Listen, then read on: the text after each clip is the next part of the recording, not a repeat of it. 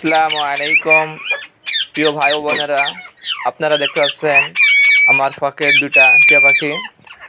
এই টিয়া পাখি দুটো অনেক দিনের স্বপ্ন। ছোটোকাল থেকেই এদেরকে পোষার খুবই শখ।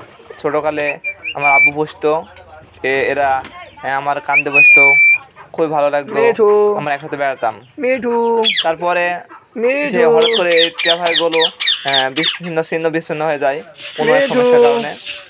তারপরে আমরা আবারও এই টিয়া পাখি দুটা খুব কষ্টের মাধ্যমে ম্যানেজ করলাম। তারপরে খুব কষ্টের মাধ্যমে এরা ডিম ডিম দিয়েছে। সাউন্ড এটার আছে। মধ্যে আপনি দেখতে পাচ্ছেন যে দুটো বাচ্চাও দিয়েছে, আলহামদুলিল্লাহ। মহান আল্লাহ তাআলা আমাদের মনের আশা পূর্ণ করেছে। তো এই দেখতে পাচ্ছেন বাচ্চা দুটো আমার আপনাদের মাঝে সুন্দরভাবে দেখা যাচ্ছে। এই বাচ্চা বন্ধুরা ডিম থেকে এদের মধ্যে আপনারা দেখতে পাচ্ছেন যে ডিম, কিন্তু এই ডিমগুলো বীজ সবগুলো একসাথে পারে না, পারে এবং 2-3 দিন পর পর এই ডিমগুলো আপনারা যে ডিম দেখতে পাচ্ছেন, এই ডিম দুটো বাচ্চা উঠেছে আর দুইটা আছে।